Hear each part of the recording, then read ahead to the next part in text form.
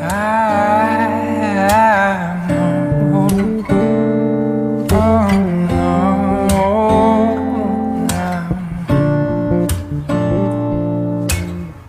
left and right, buzz like crazy. Everybody's trying to steal my lady. Spiders in the mirror and things can't be right. Back to the scene of a Friday night, to a blessed collision still frozen tight. Spear drinkers, Cupid and the sound of her first chime. And why did you argue? We're dreaming of those eyes, the best part of my life. And when we make love, babe, don't make a sound, the clock won't turn around. Ooh, you turn around, 2,000 little fires. And ooh, your circle is spreading.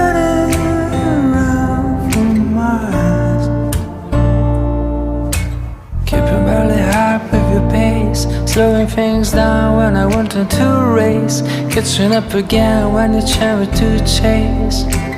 Feels like we're playing space. You always find a way to make up, right?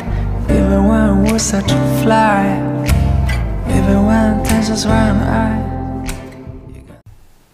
Hello my friends, welcome back to my channel.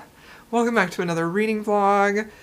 Okay, so we're starting off this week's reading vlog, kind of with a theme, totally with a theme. So we're going to start with a theme and we'll see what else. Well, I don't know what else I'm going to include in this here vlog, but we shall see. So I have, if you've been watching my videos for a while, you know I've got some books that I want to read, but kind of intimidate me for some reason, whether that's they're really hyped or they're really well loved or people tell me that they think I'm gonna love them and then I kind of get afraid that I won't. Like that, I feel like that's a big one that I don't talk about a lot. But I still want you guys to tell me if you think I'm gonna love a book. But I feel like if people really, really want me to read a book and they think I'm gonna love it, I kind of get scared that maybe I won't love it. So I have 3 books and I have a tier on Patreon, the middle tier and above, where every week, or as often as I vlog, you know, it's probably not going to be every week, but often, I have some books picked out and you guys can vote for one of the books for me to read. So I put those up there on Sunday, and I finally decided to start the vlog today. So today is Wednesday, and no, today's Tuesday. What am I thinking? Today is Tuesday, and I'm hoping to get a lot of reading done this week, but I don't know how much I'll be able to vlog, because I'm not going to be home a whole lot. So, the books I put on the voting poll are Flowers from the Storm by Laura Kinsale. It's been on my TBR for so freaking long, and I feel like that is a book that a lot of people tell me that I specifically will love, and it's also just well loved, and I feel like it has elements of it that I will like, and it's also kind of longer, and that always kind of makes me nervous too, especially for a vlog where I feel like I have a time limit. I'm not opposed at all to reading long books, obviously, like I read a lot of Brandon Sanderson, but if it's for a vlog, I get a little nervous because then I'm not sure if I'll be able to finish it. Anyway, I put that on the list. I do think I will like that. All of these books are books that I think I will love. They're just books I've been putting off. So, Flowers from the Storm, The Blade Itself by Joe Abercrombie. So many people love this series specifically, and this isn't one that necessarily has been wrecked to me, but a lot of my friends who are fantasy readers really love this series, and I really want to love it too. But honestly, this is a grimdark fantasy, and while I do like some grimdark fantasy, I feel like I don't love a lot of excessive violence, and I'm afraid that this is going to have that in there. So I am a little nervous about that because what I don't want to happen and what I feel like may happen is I get into it and then I feel like it has the type of violence or something that I don't like. I'm not, you know, like, I'm not opposed to any theme in a book, but I do feel like sometimes fantasy books, especially if they're written by a male author and they're categorized as grimdark, for me personally, I feel like they can go too hard on the violence, and I'm worried about that with this one. But I also hear this has great character work and a great female character as well. So, and then the last book is a book that I feel like I'm gonna love, but I just keep putting it off. And part of the reason is, and this book has been out for years, and it's been on my TBR for years. I believe I bought this on my Kindle in 2016 when it was released. It's Love Letter to Whiskey by Kandi Steiner. Now, I love Kandi Steiner's books from this time period, like 2016, 2017, 2018. I haven't loved as many of her newer books as I did her older books. I loved her older stuff so much. And this is angsty and emotional, and I really like her writing a lot. So this has everything that I should like. But I'm still worried about it because it's so hyped and so well loved, you know. So those are the books that I put on the poll. And the one that was winning was Flowers from the Storm until I checked it today, and then A Love Letter to Whiskey shot up with, I think, like 1 or 2 more votes. So I started A Love Letter to Whiskey. Now, I just barely started it, and I'm only on chapter 4. I just finished chapter 3. This isn't as long as I thought it was. This audiobook is actually kind of short. So I'm already on chapter 3. And let me just tell you, I'm already loving it. I'm loving this book so freaking much. I'm sorry, I'm kind of like, Crystal, you need to remember to not be in the middle. You gotta pick a side so you can put a book in there. But I am loving this book so much so far. I love the way Kandi Steiner tells a story, especially from this time period. I love how she focuses on emotional connections. I love how she builds that emotional connection over time. I love that almost all of her books that I love the most have this deep element of pining and longing and wanting to be with your person but not being able to. Oh, I just love it so freaking much. So this has all of those elements. Now, I haven't looked at the blurb. I have somehow managed to avoid that. I know this is a second chance romance. There's probably some cheating involved, especially based on what I've read so far, because when it begins, they're in high school. She sees the hero, the eventual hero, first before her best friend does, and she's immediately like, oh, that is the guy for me, you know, how teenagers do.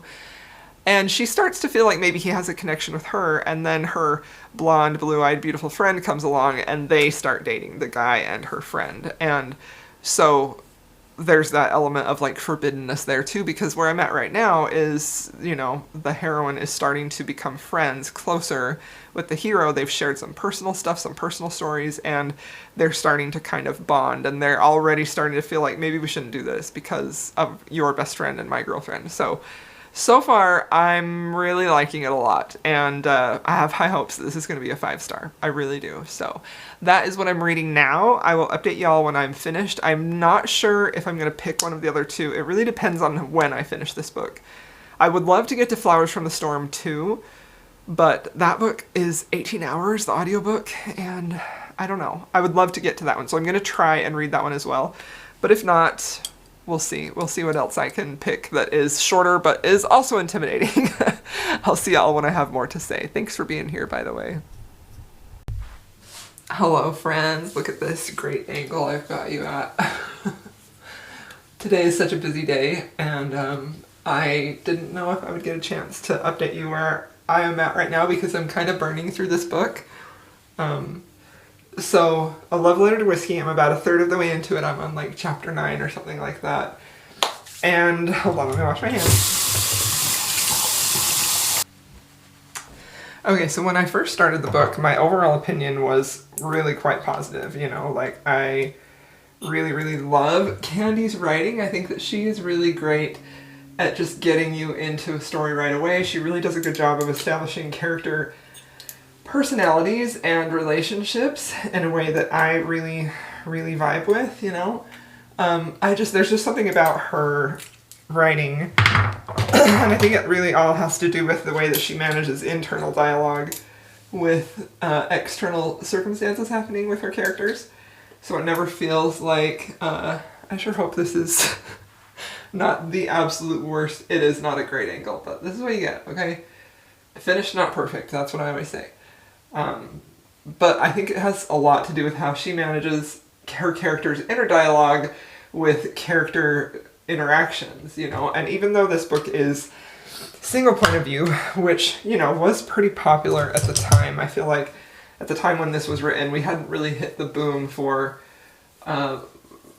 dual point of views in romances. And I don't know, I'm just, from the minute I started this, it just transported me back to what I feel like there were just some, I mean, not everything was great indie romances that came out back then, you know. There were some that were less than ideal, even if they were completely addictive. I feel like this time period in indie romance was just so special because, you know, I was talking briefly with Cynthia about this. I'll have her YouTube channel linked down below. I think she may be more active on Instagram. But she was talking about how she missed it too, because I had a story up that said that. And she misses it because she's like, it feels like it's less reliant on tropes than it is nowadays, with like everybody's pitching books for tropes, and so they put tropes in, but they're not really well executed, you know. And even though this book very clearly has tropes in it, you know, it's going to be a second chance romance, it's going to be best friend's boyfriend. I mean, there's a forbidden nature to this for sure. It doesn't feel like it was written for the tropes, you know what I mean? And that just makes for such a more satisfying reading experience. So where I'm at right now, I feel like it's just starting to get painful. We're just starting to see, you know, so the book begins, they meet in high school, they feel a connection, but, you know, he is with her best friend, and she really wants him. Whoa, that's a lot of blush. But, and he feels a connection with her. They never act on it, but they do spend a lot of time just becoming friends and talking to one another and really kind of relying on each other for emotional support. And that's really when feelings start to happen. Years pass. Her best friend breaks up with him. They go to college, and now they're in college and they end up at the same university, and that's where things finally start happening. So we just barely had like our first kiss, and it was very much forbidden because she is in a relationship with another boy. She didn't know he was going to be at that school. They just kind of randomly met one day. And it's starting to feel very painful. It's starting to feel very painful, but I will say that I'm still super enjoying it. I'm very invested in the romance. I think she's done a really good job of creating like a realistic scenario and giving it enough emotional oomph to keep me satisfied. So that's an update for now. I'll update y'all more when I've read more. Look at this blush. I love blush. What can I say? Hello, my friends. Okay, so I have about, oh my gosh, something in my eye. Heck. I have less than an hour of the audiobook at 2 times speed. And I am enjoying the story so far. I feel like a few of the things that I'm kind of getting a little bit hung up on. I need to find a spot to put you. Let's see. Is this a good spot? That's a pretty decent spot, isn't it? Okay. Hello, my friends. Okay, so I am away from home for a few days, and I thought I would come and update you. I have about an hour left in the audiobook of A Love Letter to Whiskey, and I will say I am very invested in the story. I am really interested to see how they actually finally end up together. And I am going to talk about some spoilers in this book, so if you don't want to know spoilers, or if you somehow haven't read it and you don't care about the spoilers, if you don't care about spoilers, keep listening, because I feel like there are some things that I want to talk about with this book that I don't really know how to talk about without including spoilers. So this whole story is about these two people who fell in love at a young age, and through their own choices and through circumstances that happen to them, they find it impossible to be together. And that is honestly a setup that I really am primed to enjoy. I love when people deeply love each other and for some reason they just can't be together, no matter how long it takes, you know? I feel like that type of a setup typically works really well if you have time jumps or romances that span a lot of years. So I do think that this is a really excellent story setup in here. And I do really like our characters, and I do really enjoy seeing them have these glimpses of trying to be together in whatever way that they can, which usually involves some type of off-the-cuff intimacy between the two of them. A lot of times when one or both are in a relationship and then they have to deal with their own guilty feelings as they try to process what they've done, yet they can't keep away from the other person, you know? So it's a very drama-filled story. It's a very drama-filled romance. And again, like, I don't think that's a bad thing. It's entertaining. I think that something that I am kind of missing, and I did talk about how this only had the heroine's point of view earlier. I feel like this story, and maybe it is because of the time when I'm reading it, I think if I had read this at the time when it was published, I wouldn't have even thought that this needed the hero's point of view. But reading it now, we don't really know a lot about our hero or his motivations, and at the point where we're at now, he is engaged to be married to somebody else. While we know that he still loves our heroine, and our heroine still loves him, but she's the one who kind of, you know, due to her own trauma with her parents and the death of her father, and this sort of on again, off again with Jamie, and then the way that has really just, she's let that consume her and make her feel so guilty. Like, I do really like how there's a part of this book where Kandi addresses the heroine's own trauma and how she is her own worst enemy, and how a lot of the trouble that she finds herself in is her own choices. I think that's actually really beautifully well done here, because, you know, I think it can be so easy to read a romance book, especially one like this, when you're seeing the characters just do so much stupid things and you're just like, why are you doing that? But you have to, like, keep in mind, and this is a credit to Kandi here, that she is aware that she is her own worst enemy. She is aware that she is sort of perpetuating this cycle of getting together with Jamie, having a few nights, one night, some moments of passion, and pulling herself back and removing herself from the situation, so that even when they have a chance to actually be together, when they're not with other people, she still refuses. She doesn't want to do that because she's got so many issues, and she knows that she does, and so it creates this very toxic feeling romance, but they can't stay away from each other. Sort of the whole twin flames concept. You feel like even though they continuously try to move on and to have relationships with other people, they keep coming back to one another. They cannot stay away from each other. And that is really pretty epic right there. But I think that, you know, I said I wanted Jamie's point of view. I think the thing that I really want is I want to feel how he loves for her. And maybe that's because of the way that this began, where he saw the heroine, I can't remember her name, when he saw the heroine, had some type of a connection when they were way back in high school, but then chose to date her buxom blonde friend. So I think part of me is like, does he really love her, or is she just always there, or is the element of her being forbidden what draws him to her over and over again, you know? So I don't know. I don't know how I feel about his feelings for her. I think that she is very clearly deeply in love with him. I mean, his actions show that he can't leave her alone, but is it actually love? I don't feel like we've even had a chance to see them fall in love, other than in the beginning when they were communicating through, like, text and things like that. So yeah, I'm not sure what my final verdict on this is going to be. I'm really, really curious to see how it all pans out, because I think, you know, this constant cycle of them circling each other and being toxic in general has been interesting and keeping me on the edge of the seat. So I'm just sort of to the point now where I want to see them get together, and I want to see if Kandi can get me to believe that they can have a happily ever after. So I am definitely not hating this book. I don't know at this point that it's going to be one of my all-time favorite romances. You know, right now it's somewhere in the 3 to 4 star range. So we'll see how the ending pulls this out. Maybe it will surprise me and it will be an all-time favorite. So I'm going to finish this, and then I will come back and update you with my final thoughts. This is crazy. I'm not at home.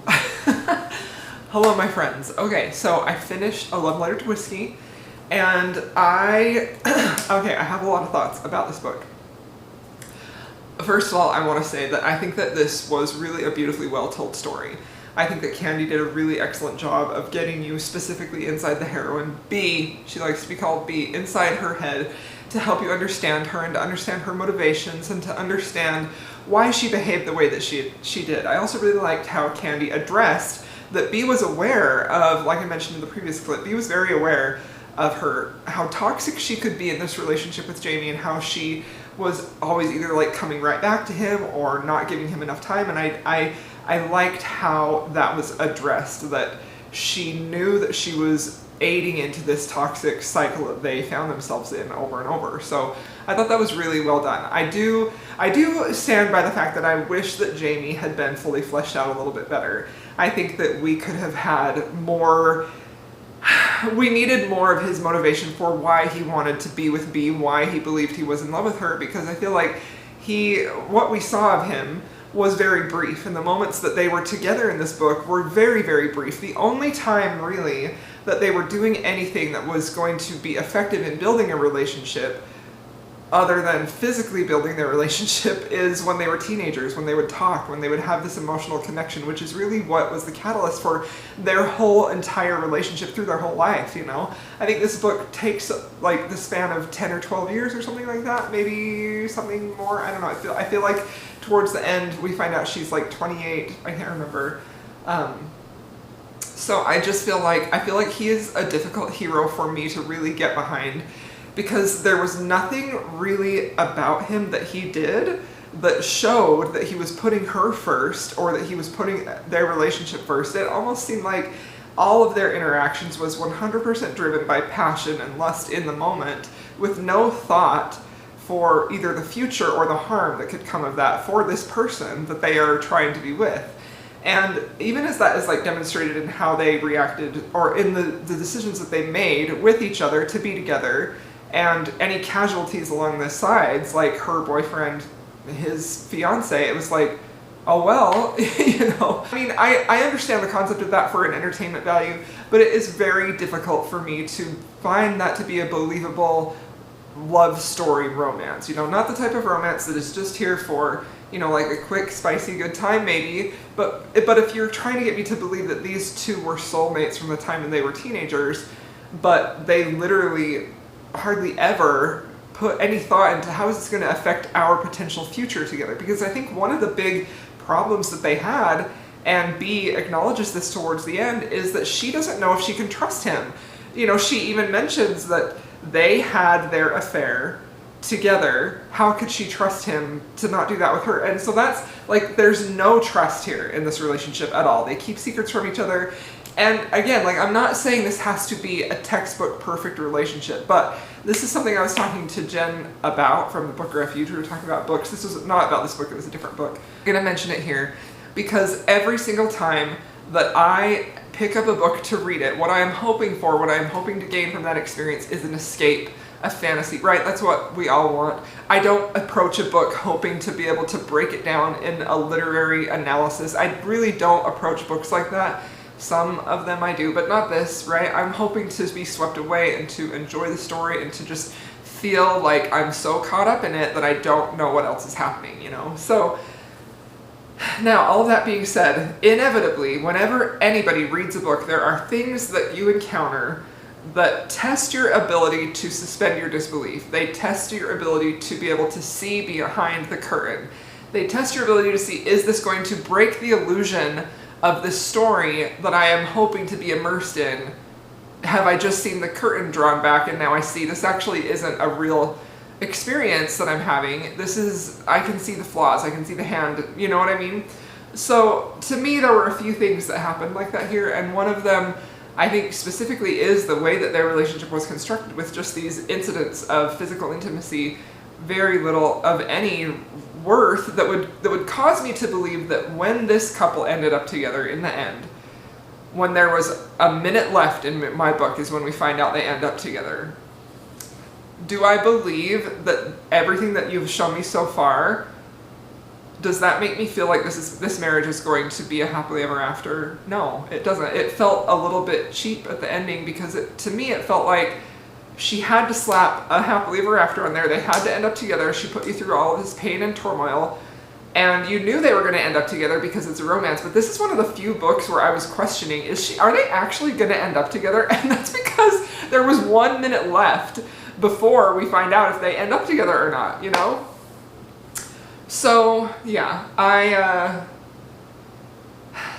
I wish that there had been more moments that were just kind of more wholesome.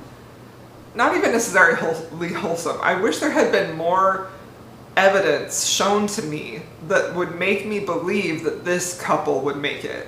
Because I'm not convinced at the end of this book. I'm convinced that they will continuously meet, that they will continuously, you know, have physical encounters, and they'll continuously break each other's hearts. There's no trust. But do I actually believe that anything in this book has shown me that they have the potential to overcome that and to make this relationship work? So this book is filled with drama, and it is filled with angst, but it's not something that I particularly find super satisfying. I do enjoy reading books that are painful. I want to put a caveat there. I do enjoy reading romances that are painful, and that's very specifically because, to me, one of the most important parts in a romance is watching the repair of the pain and watching them overcoming things and watching them being triumphant.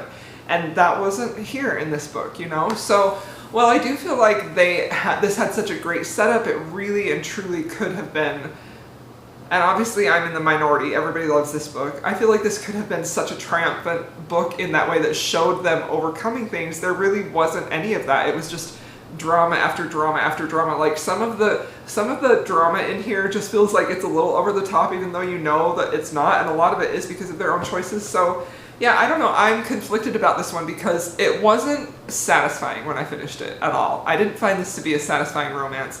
I actually found it to be so unbelievable. I just can't believe that this couple ended up together. And even at the end, I just didn't even care if they ended up together. So I see the appeal of this book, and I do think that it was really pretty beautifully written, but there were some scenes and some evidence, there were some things lacking in here that would have helped me to buy into the fact that this was romance and that this was love and not just a series of sexual encounters. You know what I mean? So that's my final verdict on this, and I am disappointed because I really thought I was gonna love this, you know? I wanted to love it so bad. I thought for sure I was gonna love it, and it really wasn't anything that I was expecting. I think probably my bad. I was expecting it to feel maybe more like Block Shot by Kandi Ryan, you know? Something that was just like deeply emotionally satisfying for me, and to me this kind of wasn't. So I do feel a little disappointed, but I didn't hate it at all. It was entertaining. It's just like the ending didn't feel like it was worth it for everything that we had gone to. Not only didn't it feel worth it, it didn't feel like it was earned. It felt like they just, like, I could see like a week later them sleeping with somebody else, you know? So I don't know. All right. That's it. Thank you so much for watching this vlog. I talked about this a lot. I am not going to be able to include another book. You probably can tell by the way that this video is ending, but thank you so much for being here. Thank you to my patrons for voting on this book and finally pushing me to read it. I'm very excited.